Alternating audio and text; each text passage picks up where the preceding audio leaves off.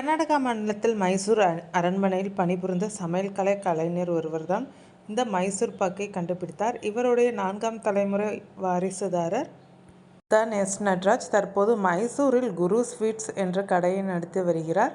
பாகிஸ்தான் மோதலை அடுத்து மைசூர் பாக் இனி மைசூர் ஸ்ரீ என அழைக்கப்படும் என தகவல்கள் வெளியாகின. இந்நிலையில் இது குறித்து நட்ராஜ் மைசூர் ஸ்ரீ என பெயர் மாற்றியது குறித்து கூறியதாவது: மைசூர் பாக் என்பது எங்கள் பாரம்பரிய அடையாளம். பாக் என்பது கன்னடத்தில் சர்க்கரை பாகை குறிக்கும்.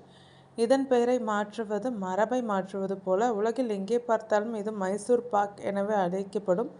அதில் தான் உண்மையான பெருமை இருக்கிறது. இதே குடும்பத்தை சேர்ந்த இன்னொரு வாரிசுதாரர் சுமேக் என்பவர் கூறுகையில், இது வெறும் இனிப்பு அல்ல, இது மைசூர் மக்களின் கலாச்சாரம், கன்னடர்களின் பாரம்பரியத்தின் ஒரு சின்னம். உலகம் முழுக்க மைசூர் பாக் என்று இந்த இனிப்பு அறியப்படுகிறது. இந்த பெயரை மாற்றுவது ஏற்றுக்கொள்ள முடியாதது என கூறியுள்ளார்.